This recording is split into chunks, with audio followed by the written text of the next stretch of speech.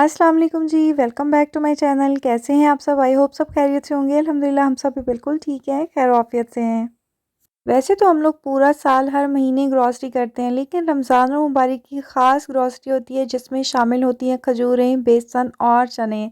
कुछ ऐसी चीज़ें शामिल होती हैं जिससे पता चलता है कि हम ख़ास तैयारी कर रहे हैं अपने प्यारे से महीने का वेलकम करने के लिए।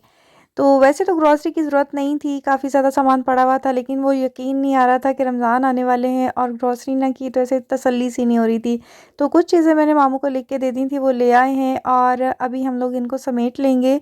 जैसे कि आप देख रहे हैं ज़र्दा रंग इसका बॉक्स है, हम फेंकते नहीं हैं, वैसे तो ज़र्दा रंग था, लेकिन हमने सोचा कि चलो कुछ पैकेट्स और मँगा लेते हैं ताकि आगे रमज़ान मुबारक में हो सकता है बिरयानी बने और ईद की तैयारियाँ भी साथ ही साथ हम लोग कर रहे हैं। तो इस तरह से हम करते हैं, जो कंटेनर्स होते हैं उनको वेस्ट नहीं करते हैं, सेव कर लेते हैं ताकि चीज़ें सँभालने के काम आ सकें। बहुत से ऐसे जार हैं जो हमने सँभाल के रखे होते हैं, उनका इस्तेमाल जो है अब आपको नज़र आएगा। पूरा साल जो चीज़ें हम इस्तेमाल करते रहते हैं उसके जो है बॉटल्स होती हैं, छोटे-छोटे जार होते हैं, बड़े जार होते हैं, उनको वॉश करके ड्राई करके हम लोग रख लेते हैं कैबिनेट में और इस तरह से जब ज़रूरत पड़ती है तो उनको रीयूज़ कर लेते हैं। यहाँ पे जी मैंने हर चीज़ उसकी जगह में रख दी थी। सबसे जो मुश्किल काम होता है ना, सौदा जब आता है तो उसको सँभालने का होता है। लेकर आना मर्द का काम है, सँभालना औरत का काम है। तो उसको किस तरह से आपने सँभालना है ये आप पे डिपेंड करता है कि चीज़ें आपकी ख़राब भी ना हो, वेस्ट भी ना हो, कीड़ा भी ना लगे। जी जनाब, तो चीज़ें हमारी सारी सिमट चुकी थी। अब हम आ जाते हैं अपनी तैयारी की तरफ। सबसे पहले मैं आपके साथ शेयर करूँगी ब्रेड क्रम्स बनाने का तरीका। बहुत ही आसान तरीका है। वैसे अगर मार्केट से ब्रेड क्रम्स लिया जाए तो बहुत महंगा आता है और बहुत ही कम क्वांटिटी होती है। 1 से 2 दफ़ा इस्तेमाल हम जब करते हैं तो वो ख़त्म हो जाता है, लेकिन आपने घर पे बना के रख लेना है, पूरा महीना आपका ब्रेड क्रम्स ख़त्म नहीं होंगे। ये वो ब्रेड है जो मैं ज़ाविर को लंच के लिए देती हूँ, तो साइडिंग किनारे यानी कि काट के देती हूँ, क्योंकि बच्चे आजकल पसंद नहीं करते हैं, किनारे उनको पसंद नहीं आते, थोड़े हार्ड लगते हैं। तो इस तरह से मैं इसको थैली में डाल के फ्रिज में रखती रहती हूँ ताकि ख़राब ना हो और इसको मैं इस तरह से इस्तेमाल कर सकूँ। ये आप देख सकते हैं जी, ये ब्राउन साइड है यानी कि ब्रेड की चारों साइडें हैं जो मैंने रखी हुई थी। इनको आपने हल्के हाथों से दबा के हल्का सा जो इसके अंदर नमी होती है वो ख़त्म कर लेनी है, क्योंकि जब ब्रेड हम फ्रिज में रखते हैं तो उसमें नमी आ जाती है। नमी को थोड़ा-सा आपने 3 मिनट तक इसको इस तरह से फ्राई करना है, यानी कि आपने इसको रोस्ट करना है। उसके बाद आपने इस फ्लेम ऑफ करके इसको ग्राइंड कर लेना है। बहुत ही आसान तरीका है, कोई ज़्यादा मेहनत और मशक्कत का काम नहीं है, लेकिन अगर आप इस तरह से कर लेंगे तो आपको पूरा महीना टेंशन नहीं होगी, आपका टाइम और पैसा दोनों बच जाएँगे। इसको आप क्रंची कैसे बना सकते हैं ये भी मैं आपको बताऊंगी कि आपकी ब्रेड जो है बिल्कुल भी सॉफ्ट नहीं होगी, बहुत ही क्रंची बाज़ार जैसी हो जाएगी। ये आप देख सकते हैं जी, हमने ग्राइंड कर लिया और काफ़ी ज़्यादा हो गई है, पूरी ट्रे भर चुकी है, यानी कि इतनी हो गई है कि हम 4 लोगों के लिए पूरा महीना ख़त्म नहीं होगी। अब आपने इसको 2 से 3 मिनट तक मज़ीद रोस्ट करना है, हल्की आंच पे आपने इसको करना है। अगर आप फुल आंच पे करेंगे तो बहुत जल्दी जल जाएगी, ब्रेड बहुत जल्दी जल जाती है, इसलिए आपने इसको बहुत ही तरीके के साथ चम्मच हिलाते जाना है और हल्की आंच पे आपने इसको रोस्ट कर लेना है। इसको रोस्ट करने के बावजूद भी इसमें नमी ख़त्म नहीं होगी, तभी ये सॉफ्ट सी रहेगी, लेकिन जब आप रोस्ट करने के बाद इसको रख देंगे थोड़ी देर के लिए, 4 से 5 मिनट तक आप इसको रख देंगे, तब जाके ये बहुत ही क्रंची और बहुत ही क्रस्ट आ जाएगा इसमें। आप जैसे मर्ज़ी फ्राई करें, आप आलू के कबाब फ्राई कर सकते हैं, नगेट्स फ्राई कर सकते हैं, जो मर्ज़ी आप कर सकते हैं। तो यहाँ पे आप देख सकते हैं जी, काफ़ी अच्छा टेक्सचर आ चुका है, इसमें अंदर कलर बहुत अच्छा आ चुका है। अब हम इनको किसी भी एयर टाइट कंटेनर में रख सकते हैं पूरे महीने के लिए। ये वाली टिप भी आपके लिए बहुत ही हेल्पफुल साबित होगी, आप अपना टाइम बचा सकते हैं। अगर आपके घर में कोई ऐसे लोग हैं जो कि प्रॉब्लम करते हैं नमक मिर्च कम ज़्यादा होने में, तो अब से नहीं होगा ये मसला, क्योंकि जब भी आपने पकौड़े बनाने हैं, पकौड़े बनाने वाला आपने बेसन ले लेना है। बेसन के अंदर आपने सारी चीज़ें यानी कि पिसे हुए मसाले ऐड करके आपने इनको स्टोर कर लेना है। इस तरह से मैंने अपनी क्वांटिटी के हिसाब से, यानी कि ये जो बेसन मैंने लिया है इससे मेरा तकरीबन 1 हफ़्ता आसानी से गुजर जाएगा रमज़ान मुबारक का। इसमें मैंने पिसी हुई लाल मिर्च डाल दी, अपने टेस्ट के मुताबिक नमक डाल दिया है। इसमें हम साबुत ज़ीरा डाल देंगे और कुटा हुआ धनिया डाल देंगे, यानी ये क्रश्ड धनिया हमने इसमें ऐड कर देना है। ये चारों मेन मसाले होते हैं पकौड़े बनाने के लिए, ये चारों मसाले हमने इसमें ऐड कर देने हैं और इसके बाद आपने इसको अच्छी तरह से मिक्स कर लेना है। इसका फ़ायदा क्या होगा, एक तो आपका टाइम बच जाएगा। आपने मिक्स मसाले को निकालना है, इसके अंदर कुछ वेजिटेबल्स ऐड करनी है जो आप पसंद करते हैं, यानी पालक ऐड कर दें आप इसमें, आप आलू प्याज जो भी ऐड करना चाहते हैं वो कटी हुई सब्जियां ऐड करके मिक्स करके पकौड़े बना सकते हैं। तो टाइम की आपकी बचत भी हो जाएगी। अगर आप जल्दी में हैं तो आपका ये काफ़ी ज़्यादा काम हो जाएगा। और दूसरा फ़ायदा इसका ये है कि नमक मिर्च ज़्यादा या कम हो जाता है आपसे, तो आपने इस तरह से करना है, सारी चीज़ें मिक्स कर लेनी है। और अभी चेक करने का तरीका ये है कि थोड़ा सा बेसन निकाल के पानी में इसको मिक्स करें और इसके बाद आप हल्का सा अपनी ज़ुबान पे रख के चेक कर लें कि नमक मिर्च सही है, परफेक्ट है, कम है, ज़्यादा है। कोई भी प्रॉब्लम है तो आप अभी से सॉल्व कर सकते हैं, क्योंकि रोज़े के साथ हम इसको चेक नहीं कर सकते तो मसला नहीं होता है। तो यहाँ पे जी मुझे नमक और मिर्च दोनों ही कम लगे थे। मैं इसमें अपने टेस्ट के मुताबिक और ऐड करके इसको मिक्स करके रख दूँगी तो मेरी टेंशन ख़त्म हो जाएगी। तकरीबन 1 हफ़्ता 10 दिन मेरे आसानी से निकल जाएंगे। है ना ये ज़बरदस्त टिप? आप भी ज़रूर ये कर लीजिए। अगर आपने अभी तक ऐसा नहीं किया तो अभी से कर लीजिए।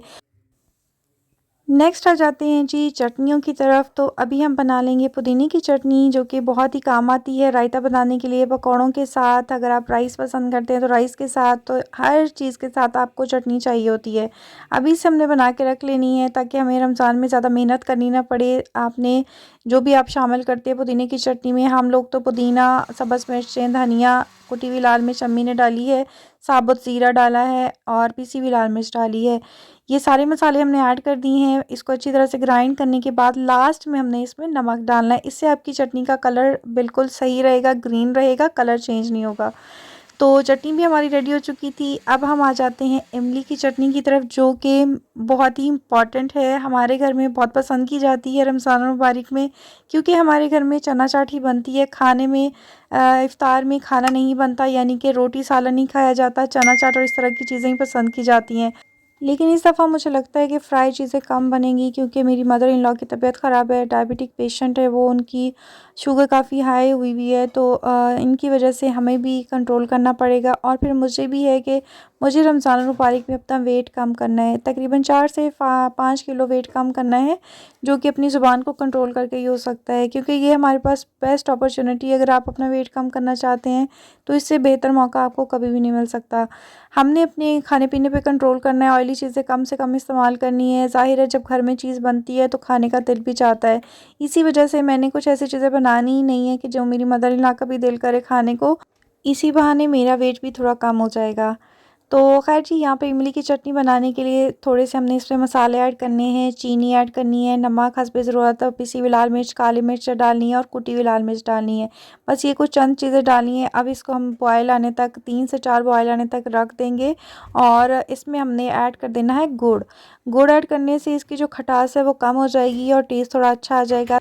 आप भी अगर इमली की चटनी बनाते हैं तो ये वाली जो मैंने आपको तरीका बताया है, इस तरीके से अगर बनाएंगे तो यकीन कीजिए आप बड़ी से बड़ी, मशहूर से मशहूर चटनी को भूल जाएंगे अगर इस तरीके से बनाएंगे तो। बहुत ही सिंपल तरीके से बनी है। अब हमने क्या करना है, इसको ठंडा होने के लिए रख देना है और फिर इसके हमने पल्प अलग कर लेने हैं, गुठलियाँ अलग कर लेनी है। यहाँ पे आप देख सकते हैं जी, इसका पल्प जो है वो अलग हो चुका है और गुठलियाँ अलग हो चुकी हैं। अब हमने इसको कर लेना है ग्राइंड, ताकि सारी चीज़ें यकजान हो जाएं, हर चीज़ इक्वल हो जाए, बैलेंस हो जाए।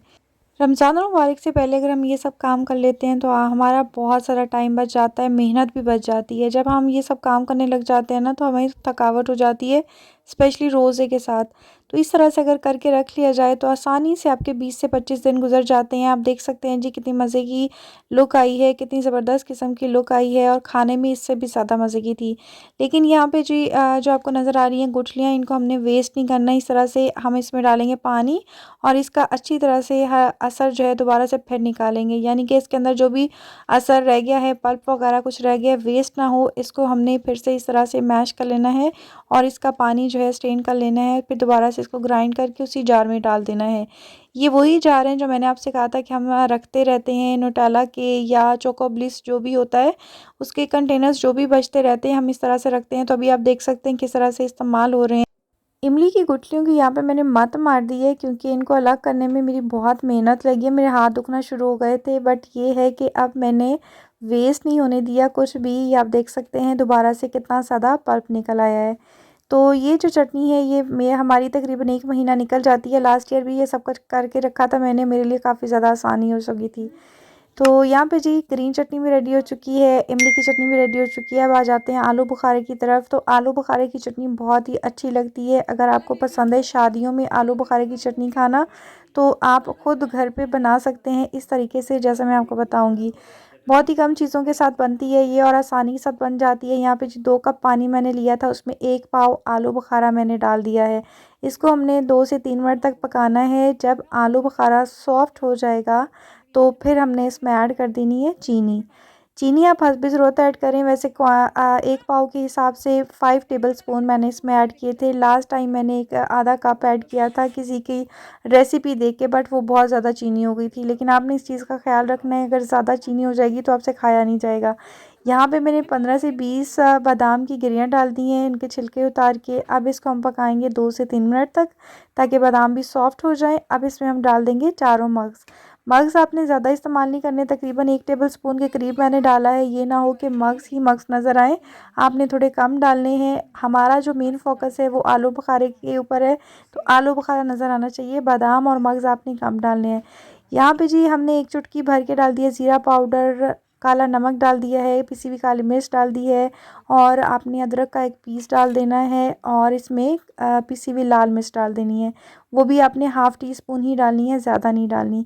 तो अदरक का पीस आपने बाद में निकाल देना है जब इसका टेस्ट और खुशबू चली जाएगी इसके अंदर। मज़ेदार सी आलू बुखारे की चटनी हो चुकी है तैयार। आई होप आपको आज की वीडियो पसंद आई होगी। वीडियो अच्छी लगी है तो लाइक, शेयर और सब्सक्राइब करना मत भूलिएगा। अल्लाह हाफिज़।